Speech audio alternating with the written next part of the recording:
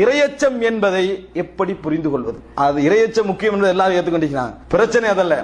இரையச்சம் உள்ளவர் என்பதை எப்படி புரிந்து கொள்வது? மனிதன் என்றா எல்லாரும் தவறு செய்யக்கூடியவர். தப்புக்களை வைத்து எவருடைய தீர்ப்பை எடுக்க கூடாது. உலகத்துல யாருடைய தவறை என்ன செய்ய முடியாது?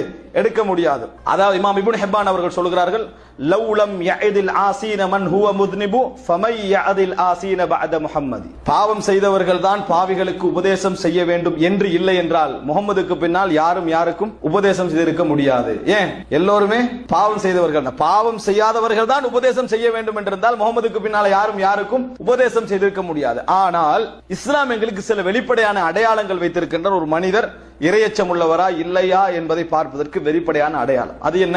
உலமாக்களிடத்திலிருந்து வெளிப்படக்கூடிய தஸ்கியா மிக முக்கியமான ஒரு அம்சம். சகோதரர்களே, அல்லாஹ் தஆலா ரசூலுல்லாஹி ஸல்லல்லாஹு அலைஹி வஸல்லம் அவர்களை பற்றி சொல்லுகின்ற பொழுது அவர் என்ன செய்வார்? அதாவது அவர்களுக்கு யுஅல்லிமுஹுமுல் கிதாப வல் ஹிக்மா, வேதத்தையும் குர்ஆனையும் கற்றுக் கொடுப்பார். அடுத்து என்ன செய்வார்? வயுஸக்கீஹிம், அவர்களை தஸ்கியா செய்வார். அவர்களை தஸ்கியா செய்வார். அது என்ன தஸ்கியா செய்வார் என்னன்னு புரிஞ்சுக்கணும். அதாவது வேதத்தையும் கற்றுக் கொடுப்பார், ஹிக்மத்தையும் கற்றுக் கொடுப்பார், தஸ்கியா செய்வார் என்று சொன்னால் அவரோடு பழகுவதனால், அவரோடு நாங்கள் நெருங்கி இருப்பதனால், அவரோடு போவதனால், அவரோடு வருவதனால் எமது இபாதத்துடைய நிலை அதிகரிக்கும்.